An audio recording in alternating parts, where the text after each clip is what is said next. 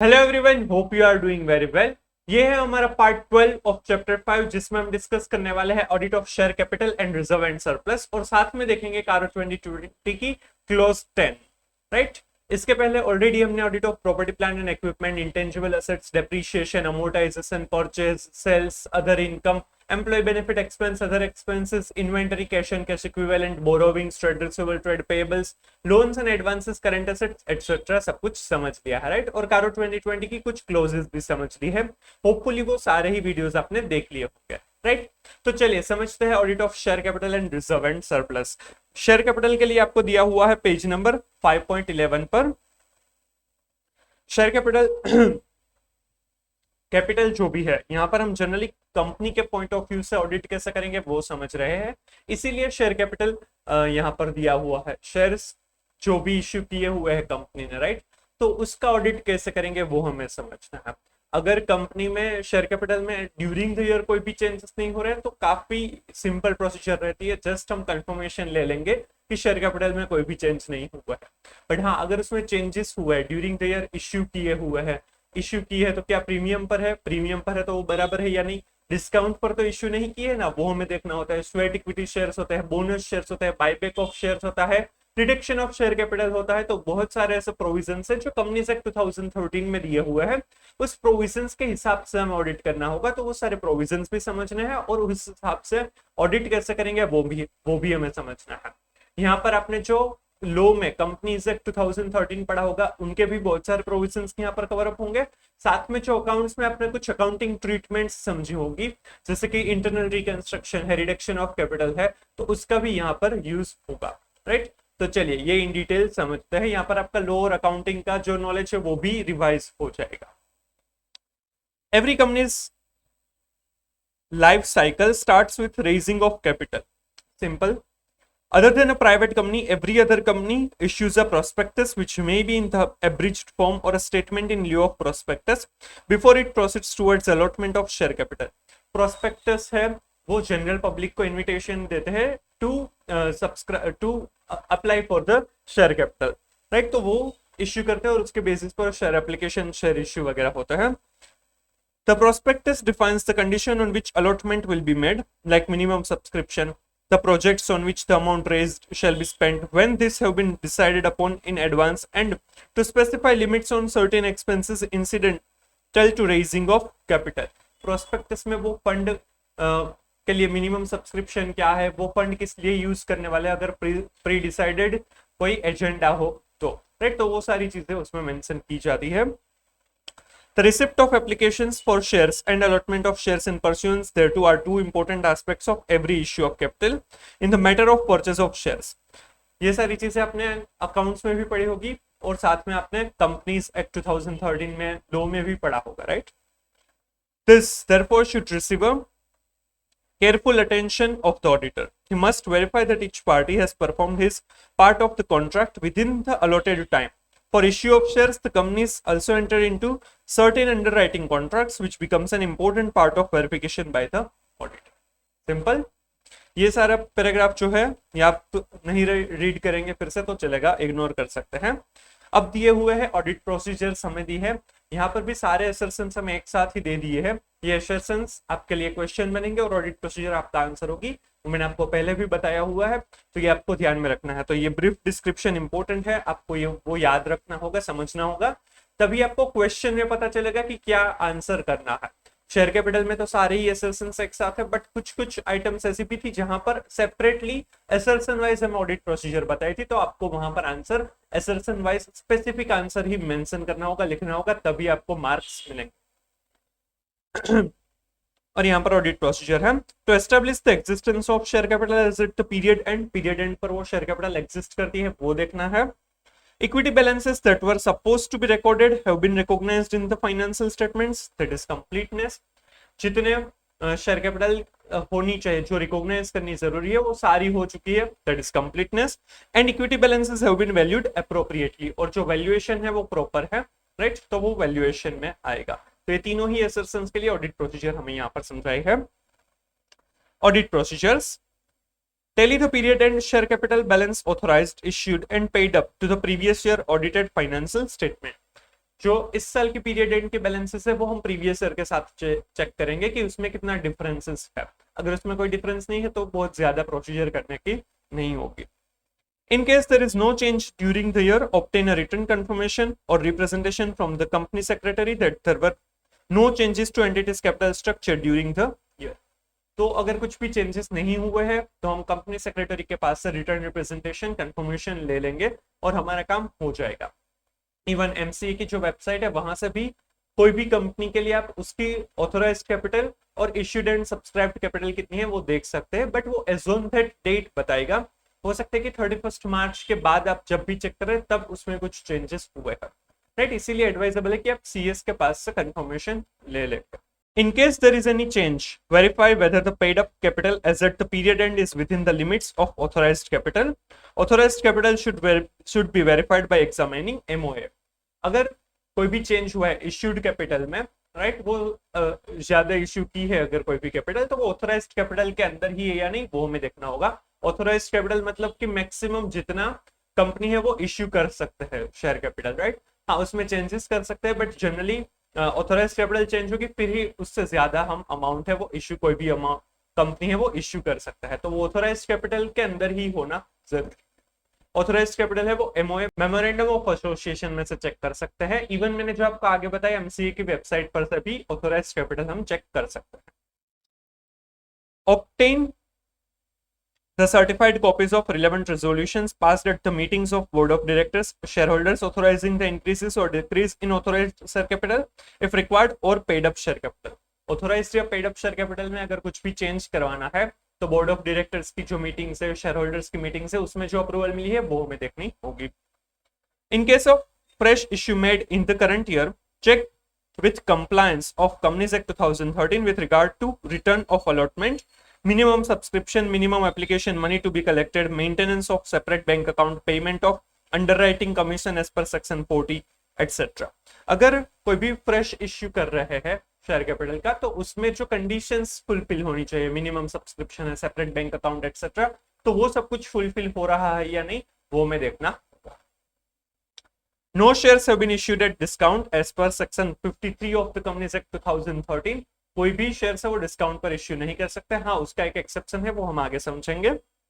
Check if shares are issued for cash और for consideration other than cash, for example to promoters for their services, underwriters for commission payable to them etcetera. Shares अगर cash या फिर और कोई consideration में दिए गए हैं तो वो हमें चेक करना होगा, राइट। प्रोमोटर्स को उनकी सर्विसेज के लिए वगैरह के दिए हैं तो वो हो सकता है। Compliance with SEBI regulations and guidelines, अगर कंपनी लिस्टेड है तभी वो फ्रेश इश्यू आईपीओ वगैरह लेकर आएंगे तो वो सेबी का रेगुलेशन गाइडलाइंस है वो प्रॉपर्ली फॉलो हो रहे हैं या नहीं वो हमें देखना होगा। Also obtain and verify the copies of forms filed with MCA, Form SH7 notice to registrar or of any alteration of share capital, Form PS3 company making allotment of shares or securities required to file a return of allotment to the registrar and the Reserve Bank of India, Form FCGPR in case of foreign direct investment FDI by a non-resident shareholder, and verify the number of securities issued along with issue price. ये सारे forms जो companies Act 2013 के हिसाब से जो necessary है वो सारे फाइल करने होंगे। ये फॉर्म्स आपने कंपनीज एक्ट 2013 लॉ में आपने इन डिटेल समझा होगा। आपको ये पॉइंट याद नहीं रहता है तो चलेगा क्योंकि इसमें बहुत सारे फॉर्म्स है, यहाँ पर समझना इतना टाइम नहीं रहता है। लॉ में समझा है, याद है, देन इट्स फाइन। नहीं पता है तो ये पॉइंट आप इग्नोर कर सकते हैं। In case there was increase in share capital, verify whether the company has accurately calculated the required fee and stamp duty payable to MCA. ये जो भी शेयर्स इशू वगैरह के लिए MCA को जो भी फीस पे करनी होती है, स्टैम्प ड्यूटीज पे करनी है, उनका कैलकुलेशन हमें चेक करना होगा। बट प्रैक्टिकली देखने जाए तो ये बहुत ही अजीब पॉइंट है क्योंकि जनरली MCA को जो भी फीस वगैरह पे करनी है, स्टैम्प ड्यूटी है, वो तो जो भी स्टैट्यूटरी रिक्वायरमेंट है उसी हिसाब से होगी, तो उसमें कुछ गलत होने के चांसेस नहीं है, राइट। हाँ, उसके चालान्स वगैरह चेक कर सकते हैं कि चालान्स के हिसाब से ही वो रिकॉर्ड हुई है या नहीं, बट उसका कैलकुलेशन करने की बहुत ज्यादा जरूरत मेरे हिसाब से नहीं है। और इवन वो अमाउंट भी इतनी बड़ी नहीं होगी तो वो हम इग्नोर कर सकते हैं। ठीक है, ये पॉइंट दिया है तो बाकी आप ये याद नहीं रखेंगे तो चलेगा। तो ये जनरल प्रोसेस थी शेयर कैपिटल को चेक करने के लिए। हमें सबसे पहले बताया था कि आपको देखना है पीरियड एंड शेयर कैपिटल और बिगिनिंग ऑफ द ईयर में जो भी शेयर कैपिटल थी उनको हम चेक करेंगे और उसमें कितना डिफरेंस है वो हम चेक करेंगे। उसमें अगर कोई भी चेंज नहीं है, नो चेंज, राइट, तो फिर हम क्या करेंगे, सीएस के पास से रिटर्न रिप्रेजेंटेशन या फिर कंफर्मेशन ले लेंगे कि शेयर कैपिटल में कोई चेंज नहीं हुआ है और हमारा काम खत्म हो जाएगा। अगर कोई भी चेंज हुआ है, right, paid up share capital में, तो हमें देखना होगा कि वो ऑथोराइज्ड शेयर कैपिटल के अंदर ही है या नहीं। ऑथोराइज्ड शेयर कैपिटल हमें एमओए के बेसिस पर हमें पता चल जाएगी। रिजोल्यूशंस जो पास हुए हैं, राइट, बोर्ड मीटिंग्स में या फिर शेयर होल्डर्स की मीटिंग में रिगार्डिंग इंक्रीज और decrease in the share capital, तो वो हमें चेक करने होंगे। फ्रेश इश्यू हो रहा है तो उसके जो कंपनीज एक्ट के जो प्रोविजंस है वो कंप्लाई हो रहे हैं या नहीं, वो हमें देखना होगा। Maintenance of separate bank account, minimum subscription, underwriting commission etcetera. फिर जो शेयर है वो कभी भी डिस्काउंट पे इश्यू नहीं कर सकते, प्रीमियम पर इश्यू हो सकता है, डिस्काउंट पर इश्यू नहीं हो सकता है, तो उसका कंप्लायंस है वो हमें चेक करना होगा। अदर देन कैश कंसिडरेशन के बेसिस पर अगर शेयर्स इश्यू किए तो वो प्रॉपर है, वो हमें चेक करना होगा। सेबी के रेगुलेशंस फुलफिल हो रहे हैं, कंप्लाई हो रहे हैं, वो हमें देखना होगा। कुछ फॉर्म्स है जिसका फाइलिंग वगैरह वो हम चेक कर सकते हैं ताकि हमें पता चल सके शेयर कैपिटल वगैरह बराबर है, इश्यू उसकी प्रोसीजर बराबर हुई है, और फीस का रिकैलकुलेशन भी कर सकते हैं, राइट। अब स्पेसिफिक पॉइंट्स आएंगे, स्पेसिफिक जो कंपनीज एक्ट 2013 के प्रोविजन रिगार्डिंग शेयर कैपिटल, उस हिसाब से क्या प्रोविजन है वो हमें समझने हैं और उस हिसाब से क्या ऑडिट प्रोसीजर करेंगे वो हमें समझना है।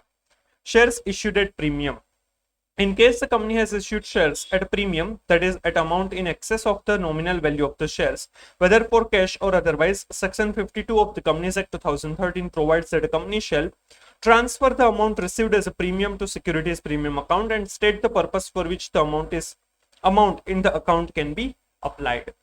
अगर शेयर कैपिटल है वो नॉमिनल वैल्यू से ज्यादा अमाउंट पर इश्यू करते हैं तो वो जो ज्यादा अमाउंट है उसे प्रीमियम कहा जाएगा और वो सिक्योरिटीज प्रीमियम अकाउंट में वो है वो ट्रांसफर किया जाता है। और वो किस पर्पस के लिए यूटिलाइज करने वाले हैं वो भी कंपनी को बताना होगा। वो स्पेसिफाइड पर्पसेस के लिए ही यूज हो सकते हैं, वो जनरल रिजर्व नहीं है, वो रेवेन्यू रिजर्व नहीं है, वो स्पेसिफिक पर्पस के लिए ही यूज किया जाएगा। वो किस पर्पस के लिए यूज किया जा सकता है वो भी हमें कंपनीज एक्ट में प्रोविजंस दिए हुए हैं। There is no restriction or conditions prescribed in the act for issue of shares at premium. Shares premium पर इश्यू करने के लिए कोई भी रिस्ट्रिक्शन कंडीशन नहीं है, कोई भी कंपनी शेयर्स अगर इश्यू कर रही है तो वो प्रीमियम पर कर सकते हैं। The provisions of this act relating to reduction of share capital of a company shall apply as if the securities premium account were the paid up share capital of the company. अगर company है वो reduction of share capital करते हैं तो जो premium securities premium account है उसको भी as a paid up share capital consider कर सकते हैं। Application of securities premium account. This securities premium account may be applied by the company for the following purposes. Securities premium account किस किस purpose के लिए यूज हो सकता है? Towards the issue of unissued shares of the company to the members of the company as fully paid bonus shares. जो securities premium account है वो fully paid up bonus shares issue करने के लिए भी यूज हो सकता है। जो भी securities premium है वो रिजर्व एंड सरप्लस का पार्ट होगा, तो वो जो पार्ट है उसको रिजर्व एंड सरप्लस में से ट्रांसफर करके शेयर कैपिटल में लिखा जाएगा। मतलब वो जो भी रिजर्व एंड सरप्लस फंड है उनको कैपिटलाइज कर रहे हैं। बोनस शेयर्स इश्यू करने के लिए यूज हो सकता है। In writing of the preliminary expenses of the company, preliminary expenses अगर कुछ भी हुआ है और वो अभी तक सारे ही राइट ऑफ नहीं हुआ है, डेफर किए गए हैं, तो वो राइट ऑफ करने के लिए सिक्योरिटीज प्रीमियम यूज किया जा सकता है। मतलब वहां पर एंट्री होगी securities premium account debit to preliminary expenses, जो भी एज अ असेट दिखाया होगा उसको क्रेडिट किया जाएगा और सिक्योरिटीज प्रीमियम उनको डेबिट किया जाएगा।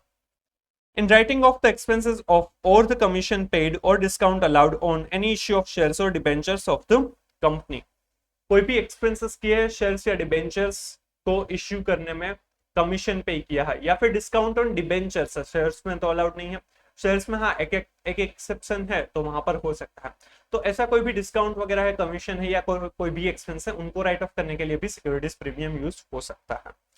In providing for the premium payable on the redemption of any redeemable preference shares or of any debentures of the company, कोई भी प्रीमियम पे हो रहा है redemption of redeemable preference shares या फिर डिबेंचर्स के टाइम पर, तो उसको भी राइट ऑफ, उसको भी प्रोवाइड करने के लिए, वो प्रीमियम प्रोवाइड करने के लिए भी सिक्योरिटीज प्रीमियम का यूज हो सकता है.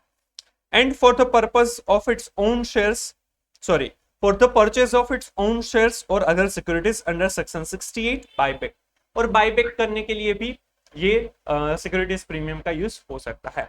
तो यहाँ पर हमें 5 यूज उनके बताए हुए हैं. एक तो बोनस शेयर्स इश्यू करने के लिए यूज हो सकता है, ये सिक्योरिटीज प्रीमियम अकाउंट है. दूसरा, प्रिलिमिनरी एक्सपेंसेस को राइट ऑफ करने के लिए यूज हो सकता है. फिर राइटिंग ऑफ एक्सपेंसेस ऑफ और कमीशन या फिर डिस्काउंट है ऑन इश्यू ऑफ शेयर्स और डिबेंचर्स, वो राइट ऑफ करने के लिए. प्रीमियम रिडीमेबल प्रेफरेंसेस या रिडीमेबल डिबेंचर्स के लिए अगर पे करना है तो उसको प्रोवाइड करने के लिए भी सिक्योरिटीज प्रीमियम यूज हो सकता है. और बायबैक के लिए भी सिक्योरिटीज प्रीमियम यूज हो सकता है. ये इंपॉर्टेंट है, ये आपको ऐसे क्वेश्चन पूछ सकते हैं. इसमें से कोई प्रैक्टिकल क्वेश्चनरियो भी बन सकता है कि कंपनी के पास सिक्योरिटीज प्रीमियम की अमाउंट ये है, उन्होंने ये पर्पस के लिए यूज किया, ये बराबर है या नहीं, राइट. ऐसा कोई भी क्वेश्चन भी बन सकता है. किस पर्पस के लिए यूटिलाइज होना चाहिए, ऐसा डायरेक्ट क्वेश्चन भी आपको पूछ सकते हैं. इसमें से कुछ क्वेश्चनरियो बेस्ड एमसीक्यू भी बन सकता है कि इस पर्पस के लिए यूज किया, ये बराबर है या नहीं, या फिर इस पर्पस के लिए यूज करना चाहते हैं वो बराबर है या नहीं, ऐसा कोई भी चीज भी आ सकती है, राइट. तो ये इंपॉर्टेंट है, आपको याद रखना होगा. अपने कंपनीज एक्ट में भी ये पढ़ा होगा. चलिए. Prescribed class of companies are permitted to apply securities premium account. The securities premium account may be applied by such class of companies as may be prescribed and whose financial statements comply with the accounting standards prescribed for such class of companies under section 133. यहाँ पर कुछ prescribed class of companies हैं, उनके लिए specifically 3 purposes के लिए ही ये जो सिक्योरिटीज प्रीमियम है वो अकाउंट यूज करने के लिए बोला है. बट कौन सा प्रिस्क्राइब्ड क्लास ऑफ कंपनीज है, वो रूल्स ऑफ कंपनीज एक्ट में जो होंगे, कंपनीज रूल्स 2014, उस हिसाब से आएगा. बट ये आपको सिलेबस में नहीं दिया हुआ है. In paying up unissued equity shares of the company to be issued as a issued to members of the company as fully paid bonus shares, और बोनस शेयर्स के लिए वो यूज हो सकता है. In writing of the expenses of or the commission paid or discount allowed on any issue of equity shares of the company, or for the purchase of its own shares or other securities under section 68. मतलब यहाँ पर जो debenture के लिए closes थे वो consider नहीं किए गए और प्रिलिमिनरी एक्सपेंसेस का यहाँ पर ऑप्शन नहीं है, राइट. बाकी तीनों पर्पसेस के लिए यूज कर सकते हैं. यहाँ पर इवन इक्विटी शेयर्स के साथ पहले डिबेंचर्स भी था आगे जो हमने देखा, बट यहाँ पर नहीं है. ये प्रिस्क्राइब्ड क्लास ऑफ कंपनीज को ये एप्लीकेबल होगा. The auditor needs to verify whether the premium received on shares, if any, has been transferred to a securities premium account. हमें ये देखना होगा कि अगर प्रीमियम पर इश्यू किए हुआ है शेयर कैपिटल, तो क्या वो सिक्योरिटीज प्रीमियम में ही वो अमाउंट ट्रांसफर की है या नहीं. And whether the application of any amount out of the said securities premium account is only for the purposes mentioned above. और जो भी सिक्योरिटीज प्रीमियम अकाउंट में अमाउंट है, बैलेंस है, वो जो प्रिस्क्राइब्ड पर्पसेस है उसी के लिए यूज हुआ है या नहीं, वो हमें देखना होगा, राइट. तो यहां तक जो हमने पढ़ा वो प्रोविजन था, और यहां से है वो ये 2 पॉइंट है वो ऑडिट प्रोसीजर है, राइट. 5 पर्पसेस के लिए सिक्योरिटीज प्रीमियम अकाउंट यूज हो सकता है. बोनस शेयर्स इश्यू करने के लिए, प्रीलिमिनरी एक्सपेंसेस को राइट ऑफ करने के लिए, शेयर्स या डिबेंचर इश्यू किए उसमें कोई भी कमीशन डिस्काउंट से कोई भी एक्सपेंस है वो राइट ऑफ करने के लिए, रिडम्पशन ऑफ प्रेफरेंस शेयर्स या डिबेंचर है उसके लिए अगर प्रीमियम भी देना है तो वो प्रोवाइड करने के लिए, and 5th buyback of shares के लिए यूज हो सकता है. तो बीइंग एन ऑडिटर हमें देखना होगा कि अगर कोई भी प्रीमियम पर सिक्योरिटीज इश्यू की है तो वो सिक्योरिटीज प्रीमियम अकाउंट में ट्रांसफर होता है या नहीं. एंड जो पर्पस है सिक्योरिटी प्रीमियम अकाउंट है वो सिर्फ जो प्रिस्क्राइब्ड पर्पसेस है उसी के लिए यूज हुआ है या नहीं, वो हमें देखना होगा. क्लियर. तो आपको ये ऑडिट प्रोसीजर भी पूछ सकते हैं, इंपॉर्टेंट है. प्रोविजन और ऑडिट प्रोसीजर साथ में पूछ सकते हैं. शेयर्स इश्यूड एट डिस्काउंट, जो सेक्शन 52 है वो शेयर्स इश्यूड एट प्रीमियम के लिए है. सेक्शन 53 है वो शेयर्स इश्यूड एट डिस्काउंट के लिए है. A company shall not issue shares at discount except in case of an issue of sweat equity shares given under section 54 of the Companies Act 2013. Companies है वो shares discount पर issue नहीं कर सकते हैं. हाँ, स्वेट इक्विटी शेयर्स मतलब कि जो एम्प्लॉइज को शेयर्स इश्यू किए जाता है एट डिस्काउंटेड प्राइस या फिर विदाउट एनी कंसिडरेशन, तो वो हो सकता है, उसमें डिस्काउंट हो सकता है. बाकी किसी को वो शेयर्स है वो डिस्काउंट पर इश्यू नहीं कर सकता है. Any shares issued by a company at a discounted price shall be void. अगर कोई भी जो शेयर्स है वो डिस्काउंट पर दिए गए हैं, इश्यू किए गए हैं, तो वो वॉइड है, वो अलाउड नहीं है, वो कैंसल हो जाएंगे, right. Notwithstanding anything contained in subsection 1 and subsection 2, ये subsection 2A वो बाद में ऐड किया गया है, राइट। जो सबसेक्शन 1 और 2 को कंसिडर किए बिना उनको ध्यान में लेंगे।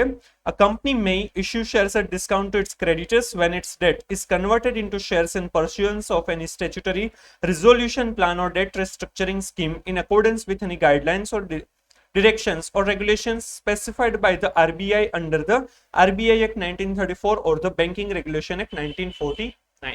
कंपनी का डेट रिस्ट्रक्चरिंग या फिर कोई और स्टैट्यूटरी रिजोल्यूशन प्लान है और उस वजह से जो क्रेडिटर्स को पेमेंट करना था बाय द कंपनी उसको शेयर्स में कन्वर्ट कर दिया है, तो वहां पर डिस्काउंट हो सकता है, राइट।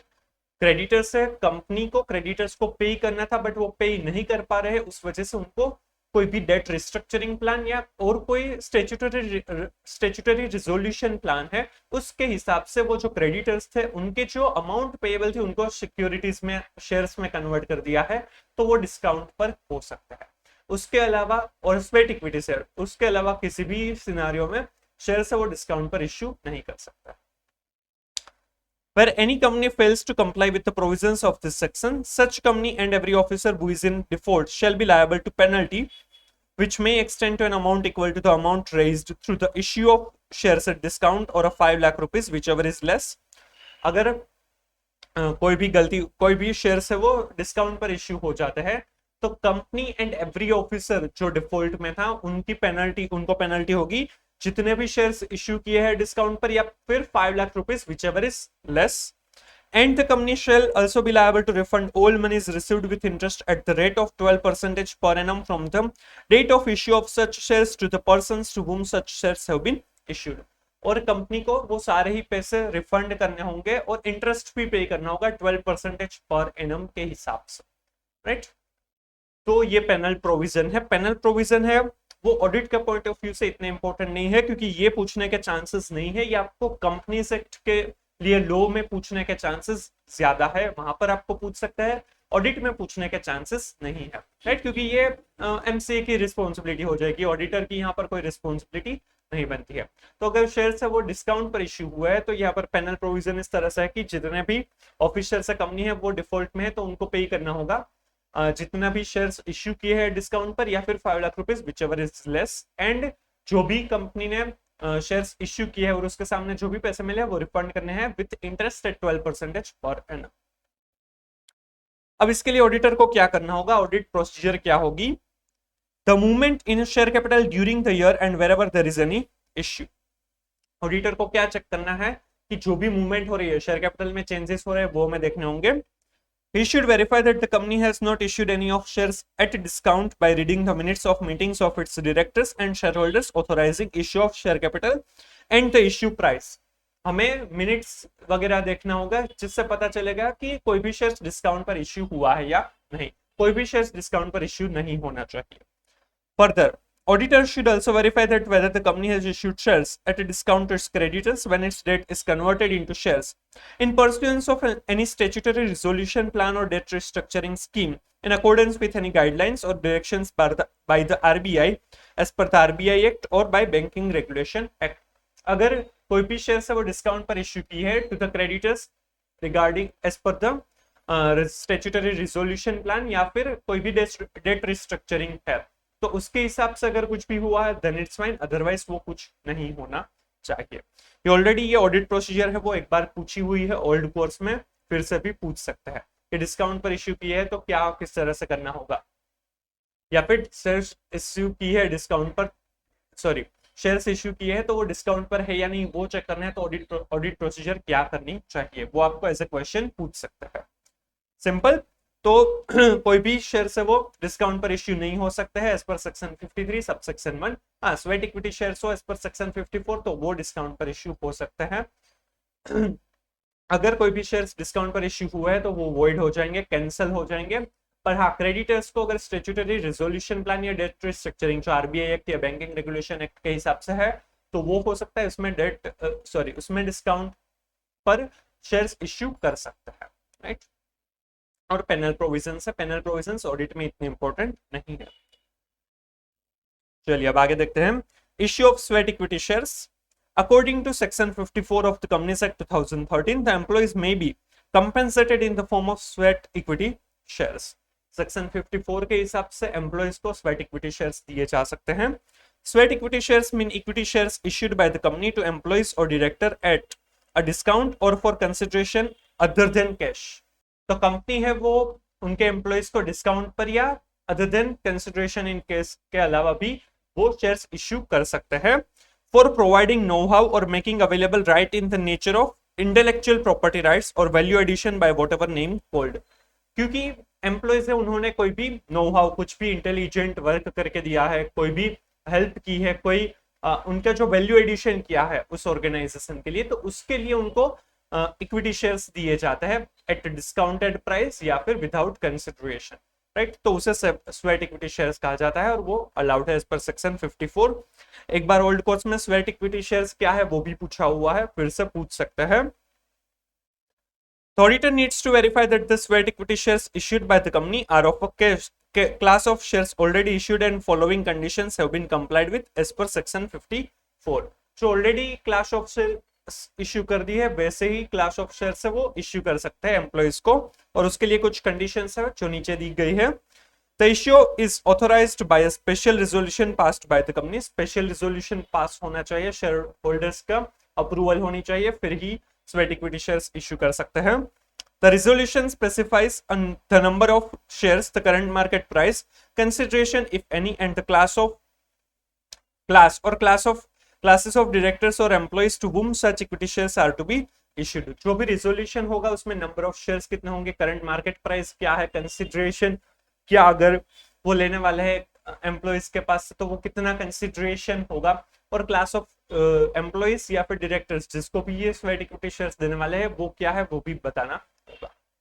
फिर ये पॉइंट ओमिट किया गया है, मतलब कि वो लो में से ही ओमिट कर दिया है। Where the equity shares of the company are listed on a recognized stock exchange, the sweat equity shares are issued in accordance with the regulations made by the SEBI in this behalf, and if they are not so listed, the sweat equity shares issued in accordance with such rules as may be prescribed। अगर जो भी company के shares है वो listed है तो सेबी के guidelines के हिसाब से होगा, और अगर वो लिस्टेड नहीं है तो जो कंपनी एक्ट में रूल्स दिए गए हैं उस हिसाब से वो शेयर्स इश्यू किए जाएंगे, right. Further, the rights and limitations, restrictions and provisions as applicable to equity shares shall be applicable to the sweat equity shares issued under this section, and the holders of such shares shall rank pari passu with other equity share holders। तो ये जो sweat equity shares holder होंगे उनको भी जिस तरह से बाकी इक्विटी शेयर होल्डर को राइट मिलते हैं वैसे ही राइट्स, उनके भी रिस्पॉन्सिबिलिटी, रिस्ट्रिक्शन, लिमिटेशन वगैरह सब कुछ सेम होगा। पेरी पासो मतलब उनके जिस तरह से मिलते हैं उसी तरह से राइट्स वगैरह मिलेंगे, राइट।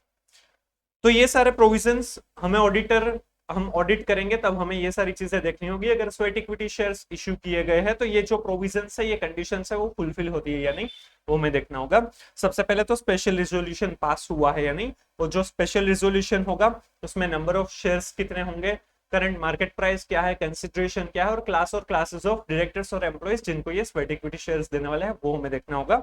और अगर वो लिस्टेड कंपनी है तो सेबी की गाइडलाइंस फॉलो होती है या नहीं, और अगर अनलिस्टेड कंपनी, लिस्टेड कंपनी नहीं है तो जो कंपनीज एक्ट में रूल्स दिए गए हैं उनका कंप्लायंस है या नहीं वो हमें देखना होगा। क्लियर, ये था सेक्शन 54। अब देखते हैं reduction of capital. Reduction of capital अपने इन डिटेल अकाउंट्स में भी समझा होगा, इवन ये लॉ में भी आता है। As a principle of sound financial management, a company is required to keep its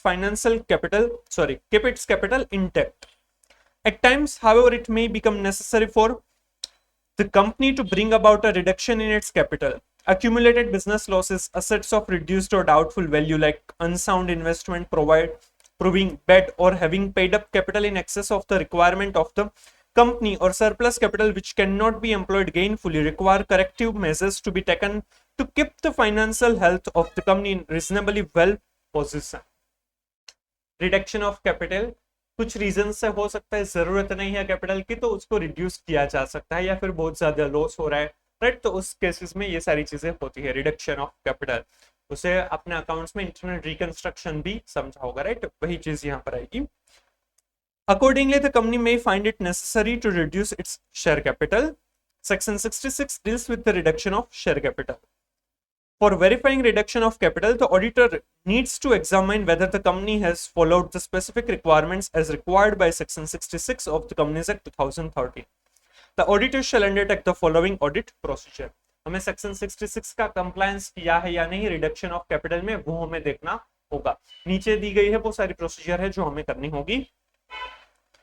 Verify that the meeting of the shareholders held to pass the special resolution was properly convened and that the proposal was circularized in advance to all the shareholders. Shareholders की meeting होनी चाहिए जिसमें ये special resolution pass होना चाहिए regarding the reduction in share capital, और उसके लिए जो नोटिस वगैरह पास ऑन होगी, सर्कुलराइज होगी, वो प्रॉपर होनी चाहिए जिसमें ये चीज, ये एजेंडा भी मेंशन होना चाहिए. Then verify that the articles of association authorizes reduction of capital. AOA जो है articles of association, उस हिसाब से वो allowed है reduction of share capital. Examine that there has been no default with respect to repayment of deposit accepted by company or repayment of interest on such deposits. Reduction of capital shall not be affected if such default exists. जो भी default है repayment of deposit से उनके interest में, तो ये reduction allowed नहीं है. इसीलिए ये देखना होगा बीइंग एन ऑडिटर कि कोई ऐसा डिफॉल्ट नहीं किया गया है ना. यहाँ पर है reduction of capital shall not be affected. Affected यहाँ पर मतलब कि इफेक्टेड, अगर कोई भी डिफॉल्ट किया गया है तो वो रिडक्शन अलाउड नहीं होगा, वो नहीं हो सकता है, वो प्रोसीड नहीं हो सकता है. यहाँ पर ऐसा मीनिंग होगा, right. Reduction of capital shall not be affected. Affected की जगह पर इफेक्टेड होना चाहिए कि वो एक्चुअल में अफेक्ट नहीं होगा, वो इफेक्टिव नहीं होगा, प्रोसीड नहीं होगा, राइट. डिपॉजिट या फिर इंटरेस्ट के रिपेमेंट में कोई भी प्रॉब्लम है, डिफॉल्ट है, तो वो रिडक्शन ऑफ कैपिटल नहीं कर सकता है. Examine that the order of tribunal confirming that reduction and verify that a copy of the order and the minutes have been registered and filed with the registrar of companies. ये reduction of capital भी generally tribunal confirm करते हैं, right. Tribunal का confirmation मिलेगा, उनका order मिलेगा, उसी हिसाब से ये रिडक्शन ऑफ शेयर कैपिटल होगा. तो वो ट्रिब्यूनल का जो ऑर्डर मिला है वो, और जो मिनट्स है, राइट, वो सब कुछ आरओसी में रजिस्टर करवाना, उनको फाइल करना जरूरी होगा. तो वो किया है या नहीं वो हम देखेंगे. Check the registrar's certificate as regards to reduction of capital. उसमें जो रजिस्ट्रार्स का सर्टिफिकेट है आरओसी में जो सबमिट किया होगा, ये ट्रिब्यूनल का ऑर्डर और मीटिंग्स वगैरह की मिनट्स जो है उसके हिसाब से उनके पास सर्टिफिकेट मिलेगा रिडक्शन ऑफ शेयर कैपिटल का, तो वो हमें देखना होगा. Vouch the accounting entries recorded to reduce the capital and to write down the assets by reference to the resolution of shareholders and other documentary evidence. Also check whether the requirements of Schedule 3 Part 1 have been complied with in relation to presentation. Accounting entries सब कुछ बराबर है या नहीं वो हमें देखना होगा. जो भी शेयर होल्डर्स की मीटिंग में जो भी प्लान डिसाइड हुआ है उस हिसाब से ही एंट्रीज हुई है या नहीं वो देखनी होगी. आपने वो इंटरनल रिकंस्ट्रक्शन अकाउंटिंग में पढ़ा होगा, तो उसमें जिस तरह से करते हैं वो एंट्रीज बराबर है या नहीं वो ऑडिट में आपको चेक करना होगा. अकाउंट्स में आप वो एंट्रीज पास करते हैं, ऑडिट में वो चेक करना होगा, सिंपल. और इसकी इंपैक्ट फाइनेंशियल स्टेटमेंट के डिस्क्लोजर प्रेजेंटेशन में भी आएगी, तो वो भी हमें देखना होगा कि वो प्रेजेंटेशन बराबर है या नहीं. शेड्यूल 3 पार्ट 1 एस के हिसाब से जो हम पूरा ही ये चैप्टर में शेड्यूल 3 के हिसाब से जो भी प्रेजेंटेशन समझ रहे हैं वो शेड्यूल 3 पार्ट 1 के हिसाब से है, तो वो कंप्लाई होते हैं या नहीं वो हमें देखना होगा. Confirm whether the revaluation of assets has been properly disclosed in the balance sheet. Revaluation of assets करते हैं, राइट. अपने वो इंटरनल रिकंस्ट्रक्शन में समझा होगा, तो वो जो रिवैल्यूएशन ऑफ असेट्स करते हैं वो प्रॉपर है, वो प्रॉपरली बैलेंस शीट में दिखाया है या नहीं वो हमें देखना होगा. The company may reduce the capital by reduction in unpaid capital or cancellation of lost capital or paying off excess paid up capital. Verify the adjustments made in the members account in the registrar of members and confirm that either the paid up account shown on the old share certificate has been altered or new certificate have been issued in lieu of the old and the old ones have been cancelled. जो भी share capital में changes किए हैं, right, तो उस वजह से जो ओल्ड सर्टिफिकेट्स रिटर्न कर दिए या नहीं, कैंसिल कर दिए या नहीं, और न्यू सर्टिफिकेट्स इश्यू किए हैं या नहीं वो हमें देखना होगा. Confirm that the words and reduced if required by the order of the tribunal have been added to the name of the company in the balance sheet. Tribunal है वो ऑर्डर भी कर सकता है कि बैलेंस शीट में and reduced word लिखे ताकि पता चले कि यहाँ पर रिडक्शन ऑफ शेयर कैपिटल हुआ है, तो वो मेंशन करना अगर ट्रिब्यूनल के ऑर्डर के हिसाब से अगर मेंशन किया है कि ये वर्ड ऐड करने जरूरी है तो वो किए है या नहीं वो हमें देखना होगा. check if the company have complied with all the terms and conditions imposed by the tribunal while confirming reduction of share capital. हमें देखना होगा कि सारी टर्म्स एंड कंडीशंस जो भी इम्पोज की है ट्रिब्यूनल ने वो कंप्लाई होती है या नहीं regarding the reduction of share capital, वो हमें देखना होगा. Verify that the memorandum of association of the company has been suitably altered. और जो रिडक्शन ऑफ शेयर कैपिटल है, ऑथराइज्ड कैपिटल वगैरह में भी चेंज किया है, वो प्रॉपर्ली एमओए में भी कर दिया है या नहीं, वो हमें देखना होगा. Exemption to buyback according to section 66 subsection 6, nothing in this section shall apply to buyback of its own securities by company under section 68. Buyback को ये कुछ भी एप्लीकेबल नहीं होगा जो सेक्शन 66 में मेंशन किया है, बायबैक सेक्शन 68 के हिसाब से किया जाएगा. If the company has made any buyback of securities to ensure compliance of specific requirements as given in section 68 of the Companies Act 2013, जो आपने इन डिटेल लॉ में पढ़ा होगा, राइट. तो ये रिडक्शन ऑफ कैपिटल के बारे में था. ऑडिट प्रोसीजर क्या क्या करेंगे हम रिडक्शन ऑफ कैपिटल में. सबसे पहले तो हमें देखना होगा कि जो मीटिंग की मिनट्स जो है शेयर होल्डर्स वगैरह की, उसमें जो स्पेशल रिजोल्यूशन पास किया गया है वो प्रॉपर है या नहीं, वो सारी चीजें देखनी होगी. और उसके लिए स्पेशल रिजोल्यूशन पास करना है तो उसके लिए जो नोटिस का सर्कुलराइजेशन वो बराबर है या नहीं, वो हम देखेंगे. हमें एओए में वो परमिटेड है या नहीं, वो भी देखना होगा. हमें ये देखना होगा कि कंपनी है वो no default in repayment of deposits और इंटरेस्ट, अगर ऐसा कुछ भी हुआ होगा तो वो रिडक्शन ऑफ कैपिटल अलाउड नहीं है. हमें ट्रिब्यूनल का ऑर्डर चेक करना होगा और मिनट्स जो भी है मीटिंग्स की वो आरओसी में सबमिट की है या नहीं, वो हमें देखना होगा. फिर जो आरओसी का सर्टिफिकेट, रजिस्ट्रार सर्टिफिकेट के हिसाब से ही रिडक्शन ऑफ कैपिटल हुआ है या नहीं, वो देखना होगा. फिर हमें अकाउंटिंग एंट्रीज चेक करनी होगी कि जो प्लान पास हुआ है उसी हिसाब से वो एंट्रीज हुई है या नहीं, और शेड्यूल 3 के हिसाब से वो प्रेजेंटेशन डिस्क्लोजर बराबर है या नहीं, वो हमें देखना होगा. जो रिवैल्यूएशन ऑफ असेट्स है वो प्रॉपर्ली बैलेंस शीट में डिस्क्लोज किया है या नहीं, वो भी हम देखेंगे. कंपनी ने जो रिड्यूस की है कैपिटल, राइट, तो उसके लिए कैंसल्ड किए वो जो शेयर सर्टिफिकेट्स कैंसिल किए हैं या नहीं, और न्यू शेयर सर्टिफिकेट इश्यू किए हैं या नहीं, वो हमें देखना होगा. फिर हम कंफर्म करेंगे कि अगर ट्रिब्यूनल के ऑर्डर में एंड रिड्यूस्ड मेंशन करना है बैलेंस शीट में, राइट, तो वो प्रॉपर्ली डिस्क्लोज करते हैं या नहीं, वो हमें देखना होगा. फिर जो ट्रिब्यूनल का ऑर्डर है उसमें जो टर्म्स कंडीशंस है वो फुलफिल होती है या नहीं, वो हम देखेंगे. और उस रिडक्शन इन कैपिटल की वजह से एमओए में जो चेंजेस करने होंगे वो किए हैं या नहीं, वो हमें देखना होगा, राइट. तो ये थी audit procedure regarding the share capital, और स्पेसिफिकली अभी हमने पढ़ा वो रिडक्शन ऑफ शेयर कैपिटल. तो पहले इन जनरल प्रोसेस दी गई थी, फिर शेयर्स इश्यूड एट प्रीमियम, तो उसमें सिक्योरिटीज प्रीमियम में ट्रांसफर करना होगा, और जो 5 पर्पसेस है उसी के लिए सिक्योरिटीज प्रीमियम यूज किया जा सकता है, वो हमने देखा. फिर शेयर्स है वो डिस्काउंट पर इश्यू नहीं कर सकते हैं, बट हाँ स्वेट इक्विटी शेयर्स या क्रेडिटर्स की जिनका जो डेट है उनको कन्वर्ट कर दिया है शेयर्स में as per the statutory resolution plan या debt restructuring plan as per the RBI और बैंकिंग रेगुलेशन एक्ट, तो वो हो सकता है, तो उसके लिए हम ऑडिट प्रोसीजर करेंगे. फिर हमने स्वेट इक्विटी शेयर्स क्या है वो समझा, उनके प्रोविजन समझे और उसकी ऑडिट प्रोसीजर हमने समझी, और बाद में हमने रिडक्शन ऑफ शेयर कैपिटल क्या है और उसकी प्रोसीजर, उसके लिए हमें क्या ऑडिट प्रोसीजर करनी है वो हमने समझा, राइट. तो ये शेयर कैपिटल का ऑडिट था. अब उसके लिए क्या क्या डिस्क्लोजर करने हैं एज पर शेड्यूल 3, वो हम देखते हैं. शेयर कैपिटल होगी वो बैलेंस शीट में सबसे पहले पार्ट 1 के हिसाब से वो सबसे पहले दिखाया जाएगी शेयर कैपिटल, और उसकी नोट्स में इन डिटेल सब कुछ दिखाया जाएगा. Share capital for each class of share capital different classes of preference shares to be treated separately. सारे ही शेयर कैपिटल के जो क्लासेस है वो अलग अलग दिखाए जाएंगे. उसमें क्या क्या होगा, the number and amount of shares authorised share capital दिखाया जाएगा, number of shares as well as amount क्या है. The number of shares issued, subscribed and fully paid and subscribed but not fully paid. सबसे पहले यहाँ पर authorised capital देखेंगे, फिर issued, subscribed and fully paid and subscribed but not fully paid वो दिखाया जाएगा. उसमें भी नंबर्स और अमाउंट दोनों ही चीज आएगी.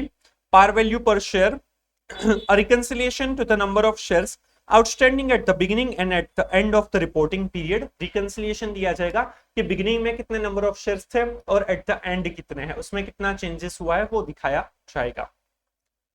The rights, preferences and restrictions attaching to each class of shares including restrictions on the distribution of dividends and the repayment of capital. अगर कोई भी rights है, कोई भी limitation restrictions है, तो वो सारी चीजें भी mention करनी होगी.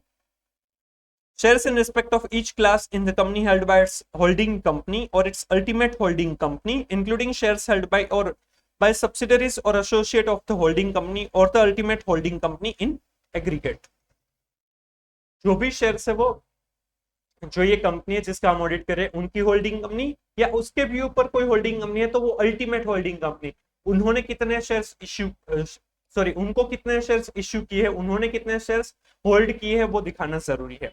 साथ में ये भी दिया है बाय सब्सिडरीज और associate of the holding company और द अल्टीमेट होल्डिंग कंपनी। मतलब कि अगर हम यहाँ पर देखें कि अगर हम एक्स लिमिटेड का ऑडिट कर रहे हैं, राइट, तो एक्स लिमिटेड का अगर हम ऑडिट कर रहे हैं और उनकी होल्डिंग कंपनी है वाई लिमिटेड, उनकी होल्डिंग कंपनी है वाई लिमिटेड, तो ये होल्डिंग कंपनी हो गई। तो जो एक्स लिमिटेड का अगर हम ऑडिट कर रहे हैं तो उसकी बैलेंस शीट में उसकी बैलेंस शीट में ये दिखाना होगा कि वाई लिमिटेड ने कितने शेयर्स होल्ड किए हैं, प्लस वाई लिमिटेड है उनको होल्ड करते हैं जेड लिमिटेड, तो ये जेड लिमिटेड एक्स लिमिटेड के लिए क्या हो जाएगी, अल्टीमेट होल्डिंग कंपनी हो जाएगी। जेड लिमिटेड है वो वाई लिमिटेड को कंट्रोल करते हैं और वाई लिमिटेड एक्स लिमिटेड को करते हैं कंट्रोल, तो Z limited ultimate holding company हो जाएगी। तो एक्स लिमिटेड के बैलेंस शीट में वाई लिमिटेड ने कितने शेयर्स होल्ड किए, जेड लिमिटेड ने कितने शेयर्स होल्ड किए, वो सेपरेटली दिखाना जरूरी होगा। प्लस अगर जेड लिमिटेड की और कोई कंपनी और किसी कंपनी में भी होल्डिंग है, right, for example A limited है, ए लिमिटेड है वो सब्सिडरी कंपनी है, किसकी सब्सिडरी कंपनी है, जेड लिमिटेड की, या फिर वो वाई लिमिटेड की भी सब्सिडरी कंपनी है, राइट, तो उन्होंने भी अगर एक्स लिमिटेड में किसी भी तरीके से शेयर्स हेल्ड किए हैं, होल्डिंग कंपनी की सब्सिडरी कंपनी या फिर अल्टीमेट होल्डिंग कंपनी की कोई सब्सिडरी कंपनी है जिन्होंने इस कंपनी में अगर शेयर्स हेल्ड किए हैं तो वो भी दिखाना जरूरी होगा। या फिर ये होल्डिंग कंपनी या अल्टीमेट होल्डिंग कंपनी उनकी कोई एसोसिएट कंपनी है, राइट, यहां पर सी लिमिटेड है, अगर ये भी एक्स लिमिटेड में कोई शेयर्स हेल्ड करते हैं तो वो भी सेपरेटली दिखाया जाएगा, राइट। मतलब कि जिस कंपनी का ऑडिट कर रहे हैं उनकी होल्डिंग कंपनी, उनकी अल्टीमेट होल्डिंग कंपनी या फिर सब्सिडरी या एसोसिएट्स ऑफ होल्डिंग और अल्टीमेट होल्डिंग कंपनी, उन्होंने जितने भी शेयर्स हेल्ड किए हैं वो सेपरेटली डिस्क्लोज किया जाएगा, राइट। फिर से यहाँ पर एक बार पढ़ते हैं तो आपको समझ में आ जाएगा। Shares in respect of each class in the company held by its holding company or its ultimate holding company, right? ये समझ में आ गया। X लिमिटेड के केस में Y लिमिटेड और Z limited, including shares held by or by subsidiaries or associates of the holding company or the ultimate holding company in aggregate। Subsidiaries या फिर associate company है किसके, ऑफ द होल्डिंग और the ultimate holding company, तो उनके shares भी जो अगर जो कंपनी का ऑडिट कर रहे हैं उसमें है तो वो भी सेपरेटली डिस्क्लोज किया जाएगा। Simple. Shares in the company held by each shareholders holding more than 5% share specifying the number of shares held. 5% से ज्यादा अगर कोई भी शेयर होल्डर है वो होल्ड करता है शेयर्स कंपनी के तो वो सेपरेटली डिस्क्लोज किए जाएंगे, वो स्पेसिफिकली मेंशन करना जरूरी होगा। ये मटेरियलिटी हो गई शेड्यूल 3 के हिसाब से। अगर 5% से ज्यादा है तो उसको तो दिखाना होगा ही, राइट। 5% से ज्यादा है फिर वो अमाउंट कितनी भी हो, right. Total for example total share capital है वो 1 लाख रुपीज की है तो उसके 5% अगर देखने चाहेंगे तो वो सिर्फ 5000 रुपीज होंगे, तो वो 5000 भी दिखाना जरूरी है क्योंकि शेड्यूल 3 स्टैट्यूटरी रिक्वायरमेंट में मेंशन किया कि 5% और मोर अगर कोई भी शेयर होल्डर शेयर होल्ड करता है तो वो दिखाना जरूरी है, right. Shares reserved for issue under options and contracts or commitments for the sale of shares or disinvestment including the terms and amount। options मतलब कि जो स्वेट इक्विटी शेयर्स है एम्प्लॉयज को ऑप्शन दिए है, राइट, या फिर और कोई कॉन्ट्रैक्ट के कमिटमेंट के लिए तो वो अलग से दिखाया जाएगा।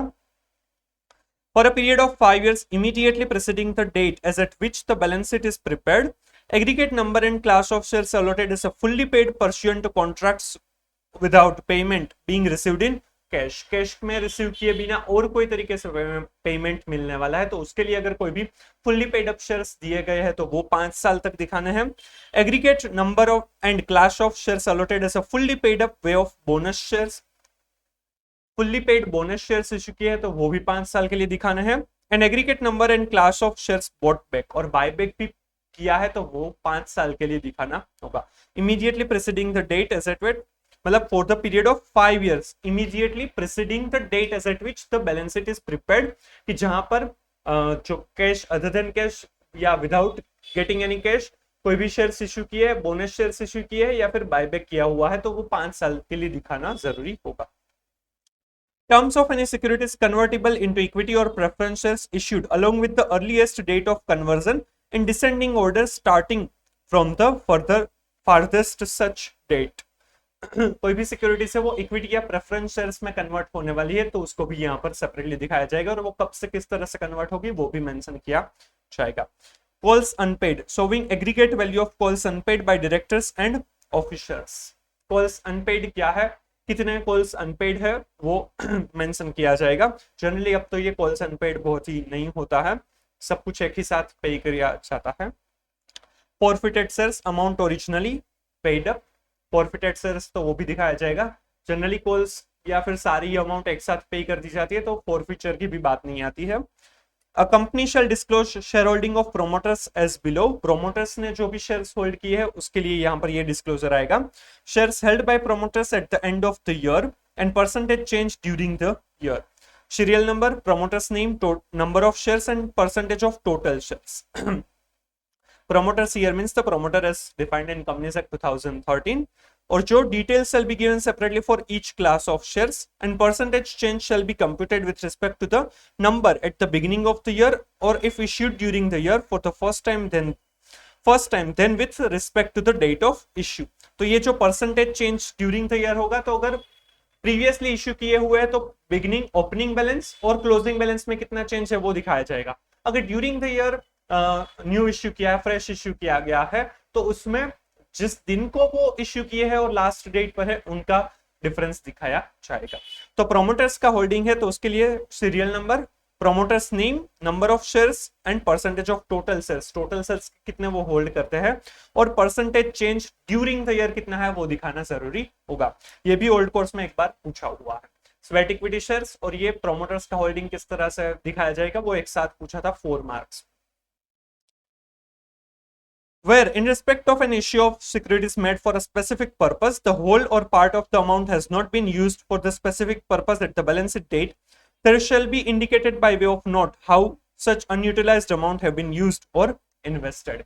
जिस पर्पस के लिए शेयर्स इश्यू किए थे अगर वो उस पर्पस के लिए यूटिलाइज नहीं किए गए हैं तो वो किस पर्पस के लिए किए गए हैं वो स्पेसिफिकली मेंशन करना होगा. वो नोट्स टू अकाउंट्स में नोट्स डिफाइंड की नोट्स है वो मेंशन कीजिए. क्लियर. तो ये सारे डिस्क्लोजर्स करने जरूरी है शेयर कैपिटल के लिए.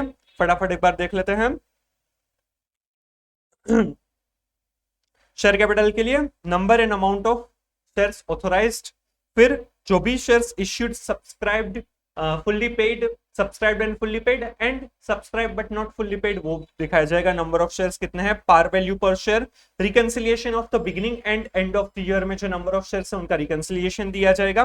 राइट्स, प्रेफरेंसेस, रिस्ट्रिक्शंस जो भी है वो सभी क्लास ऑफ शेयर्स के लिए मेंशन किया जाएगा. ईच क्लास ऑफ शेयर्स के लिए जो होल्डिंग कंपनी या अल्टीमेट होल्डिंग कंपनी ने होल्ड करते हैं या फिर होल्डिंग या अल्टीमेट होल्डिंग कंपनी की सब्सिडरी या एसोसिएट जो भी इस कंपनी में होल्ड करते हैं वो भी मेंशन किया जाएगा. जो भी शेयर्स है वो जो भी शेयर होल्डर्स है वो मोर देन 5% अगर होल्ड करते हैं उनको शेयर होल्डर वाइज वो सेपरेटली डिस्क्लोज किया जाएगा कितने शेयर्स वो होल्ड करते हैं. ऑप्शंस या फिर और कोई कॉन्ट्रैक्ट या कमिटमेंट्स के लिए अगर शेयर्स अलग से रखे गए हैं तो वो क्या है, 5 साल के लिए अगर कोई भी कॉन्ट्रैक्ट्स के लिए without payment being made in the cash, उसके अलावा अगर कोई भी कॉन्ट्रैक्ट के लिए शेयर्स इश्यू किए हैं, बायबैक किए हैं या फिर बोनस किए तो वो 5 साल के लिए दिखाना जरूरी होगा. फिर सिक्योरिटीज कन्वर्टेबल इनटू इक्विटी और प्रेफरेंसेस तो उसकी डिटेल दी जाएगी और वो किस तरह से कन्वर्टेबल है वो मेंशन किया जाएगा, कब है वो भी. Calls unpaid, forfeited shares, promoters का होल्डिंग है तो सीरियल नंबर, प्रमोटर का name, number of shares and percentage of total shares और percentage change during the year mention किया जाएगा. और अगर जो भी इश्यू किए हैं जो भी शेयर्स है वो स्पेसिफिक पर्पस के लिए किए थे बट वो स्पेसिफिक पर्पस के लिए यूटिलाइज नहीं किए तो वो किस पर्पस के लिए यूटिलाइज किए वो दिखाना जरूरी होगा. राइट.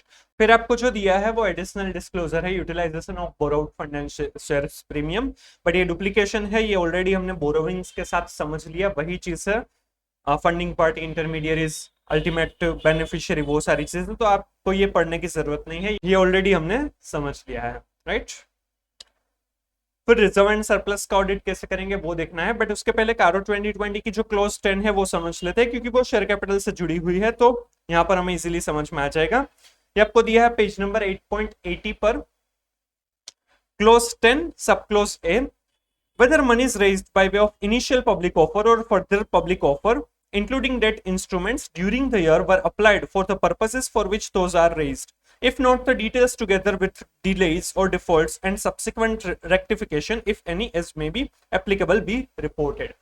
जो भी शेयर्स वगैरह इश्यू किए गए हैं आईपीओ या एफपीओ में, राइट, इवन डेट इंस्ट्रूमेंट्स भी है, तो वो अगर जिस पर्पस के लिए वो रेज किए गए थे, वो अगर उस पर्पस के लिए यूज नहीं किए गए हैं, तो क्यों नहीं किए गए, क्या है, डीले, डिफॉल्ट जो भी है, सब्सिक्वेंट रेक्टिफिकेशन है, तो वो सारी चीजें यहाँ पर मेंशन करनी होगी, राइट। कारो 2020 में वो रिपोर्ट करना जरूरी होगा।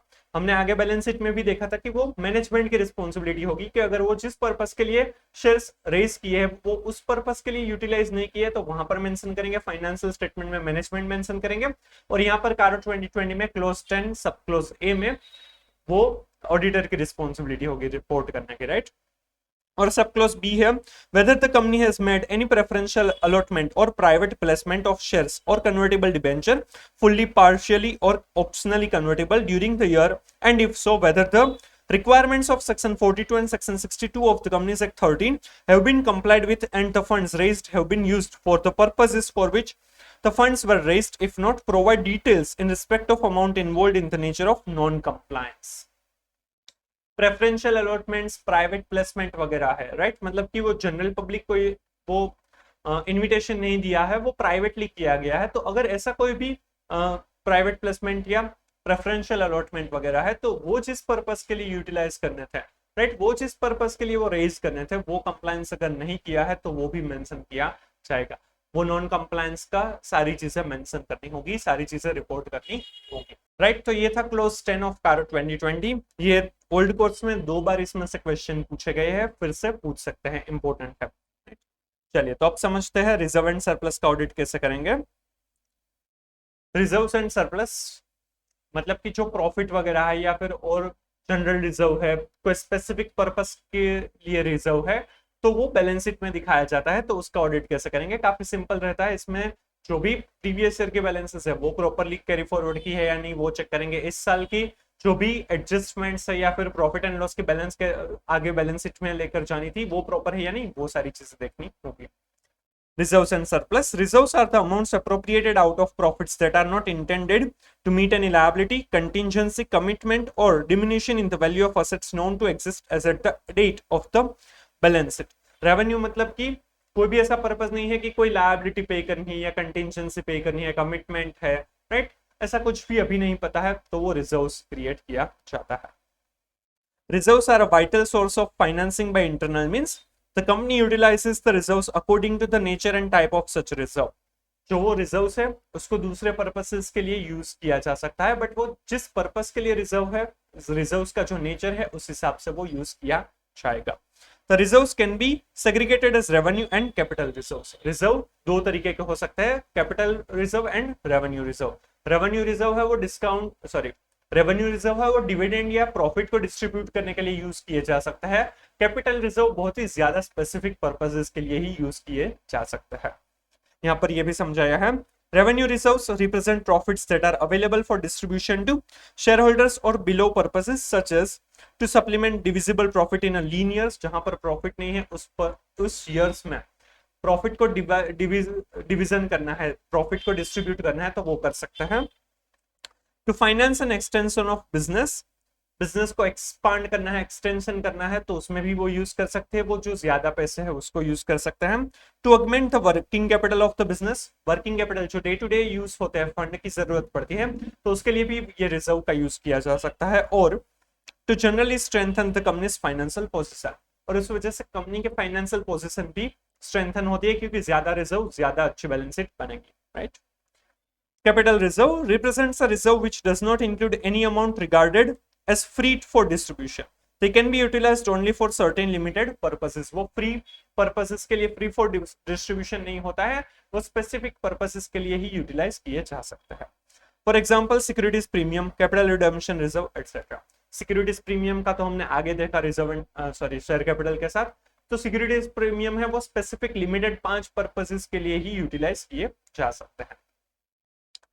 It may be noted that if a company appropriates revenue profit for being credited to the asset replacement reserves with the objective that there are to be used for a capital purpose, such a reserve shall also be in the nature of capital reserve. अगर कोई भी specifically जो भी revenue profit है उसको specifically decide किया जाता है कि ये कैपिटल पर्पसेस के लिए कैपिटल रिजर्व की तरह यूज किए जाएंगे स्पेसिफिक पर्पसेस के लिए, तो अगर उसमें कन्वर्ट किया जाता है, उसमें वो ट्रांसफर किया जाता है, तो फिर वो भी कैपिटल रिजर्व बन जाता है. Capital reserve is created from capital profits earned through sale of capital assets, just sale of fixed assets, profit on sale of shares, etc. A capital reserve generally can be utilized for writing down fictitious asset or losses or subject to provisions in the articles for issuing bonus shares if it is realized. Simple. But the amount of securities premium or capital redemption reserve account can be utilized for the purposes specified in section 52 and 55 of the Companies Act 2013 respectively. चलिए अब इसके लिए क्या audit procedure करेंगे वो देखते हैं. इसमें यहाँ पर भी एसर्शंस एक साथ लिए हैं और उसकी ऑडिट प्रोसीजर भी एक साथ ही है. To establish the existence of reserves and surpluses at the period end, reserves and surplus balances that were supposed to be recorded have been recognized in the financial statements, that is completeness. जितने भी reserves record होने चाहिए थे वो सारे record हो चुके हैं, completeness. Reserves and surplus balances have been valued appropriately, that is valuation. इसकी ऑडिट प्रोसीजर देखते हैं. Trace and tally the opening balances of reserves and surplus to the previous year audited financial statement. हम देखेंगे opening balances है वो previous year के जो audited financial statement है उस हिसाब से वो बराबर है या नहीं. फॉर एडिशन और utilisation in current year in case of, अगर ड्यूरिंग द ईयर कोई भी यूटिलाइजेशन हुआ है या एडिशन हुआ है तो उसके लिए हम क्या चेक करेंगे. प्रॉफिट एंड लॉस के लिए दिया है trace the movement to surplus or deficit as per the statement of P&L for the year under audit. इस साल का जो P&L है उसमें से जो सरप्लस या डेफिसिट है वो प्रॉपरली ट्रांसफर की है प्रॉफिट एंड लॉस बैलेंसेस के लिए, वो हमें देखना होगा. उसमें डेफिनेटली P&L के बैलेंसेस में तो एवरी ईयर चेंज होगा क्योंकि प्रॉफिट होगा या लॉस होगा कुछ तो होगा, तो उस वजह से प्रॉफिट एंड लॉस की जो बैलेंसेस है वो एवरी ईयर चेंज होगी. The movement should be traced in the statement of changes in equity. Statement of changes in equity जो है वो इंडेस के हिसाब से बनाए जाते हैं. एस में ये रिक्वायरमेंट नहीं है, तो अगर इंडेस के हिसाब से फाइनेंशियल स्टेटमेंट्स प्रिपेयर होते हैं तो उसमें statement of changes in equity में वो मूवमेंट प्रॉपर्ली शोकेस की है या नहीं वो हमें देखना होगा. Verify the resolution passed by the board of directors regarding the recommendation of dividend. Resolution passed by shareholders declaring the dividend. Dividend का अगर डिक्लेरेशन किया है तो उसका जो प्रोविजन वगैरह जो भी दिखाने की जरूरत है उसकी जो लायबिलिटी क्रिएट करनी है वो प्रॉपर्ली हुई है या नहीं वो हमें देखना होगा. बट अब एस 4 में जो चेंजेस हुए हैं कि अगर डिविडेंड है वो आफ्टर 31 मार्च डिक्लेयर किया जाता है तो वो एडजस्टिंग इवेंट नहीं है, तो उसके लिए प्रोविजन लायबिलिटी क्रिएट करने की जरूरत नहीं है, राइट. उस केस में सिर्फ वो डिस्क्लोजर दिया जाएगा. Students should note that as per S 4 revised और इंडेस 10 आपको याद रखने की जरूरत नहीं है. If dividend to shareholders of equity instruments are proposed or declared after the balance sheet date, an entity should not recognize those dividends as a liability as at the balance sheet date.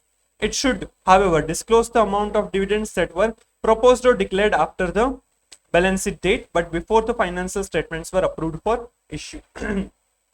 Balance sheet date के बाद dividend declare किया है, propose किया है, और but जो financial statement issue हुआ है उसके पहले ये किया गया है, तो वो डिविडेंड का सिर्फ डिस्क्लोजर दिया जाएगा. वो एडजस्टिंग इवेंट नहीं है, वो नॉन एडजस्टिंग इवेंट है, इसीलिए सिर्फ डिस्क्लोजर दिया जाएगा. प्रोविजन या लायबिलिटी क्रिएट करने की जरूरत नहीं है. ये पॉइंट इंपॉर्टेंट है.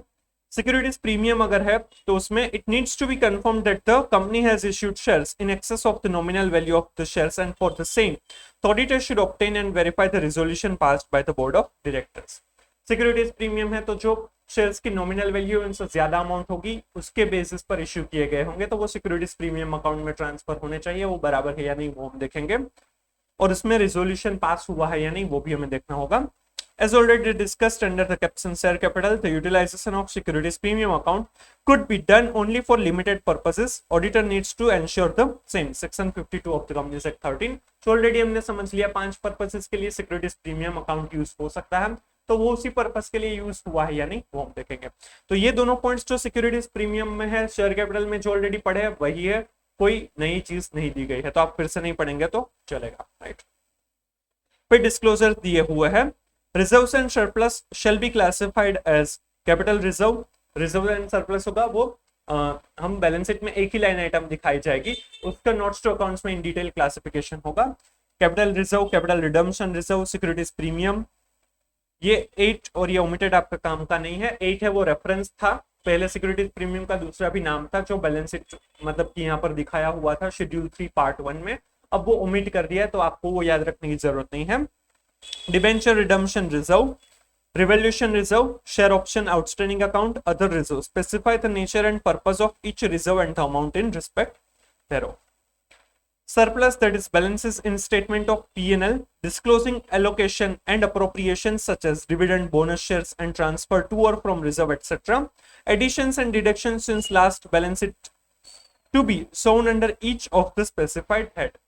प्रीवियस ईयर की जो ओपनिंग बैलेंस मतलब प्रीवियस ईयर की क्लोजिंग बैलेंस मतलब कि इस साल की जो ओपनिंग बैलेंस और क्लोजिंग बैलेंस में जो भी चेंजेस हुआ है, एडिशन डिडक्शन हुए हैं, वो प्रॉपर्ली रिकंसिलिएशन जैसा दिखाना होगा सारे ही रिजर्व्स के लिए। Reserves specifically represented by earmarked investments shall be termed as fund. अगर कोई स्पेसिफिक इन्वेस्टमेंट्स के लिए कोई भी अगर रिजर्व है तो वो एज अ फंड दिखाया जाएगा। Debit balance of statement of P&L shall be shown as a negative figure under the head surplus. Reserve and surplus में जो सरप्लस मतलब कि P&L की बैलेंस है, अगर वो नेगेटिव है, डेफिसिट है, लॉस है, तो भी वो नेगेटिव में ही दिखाया जाएगा, बट सरप्लस के हेड के अंदर ही आएगा। Similarly, the balances of reserve and surplus after adjusting negative balances of surplus, if any, shall be shown under the head reserve and surplus, even if resulting figure is in the negative.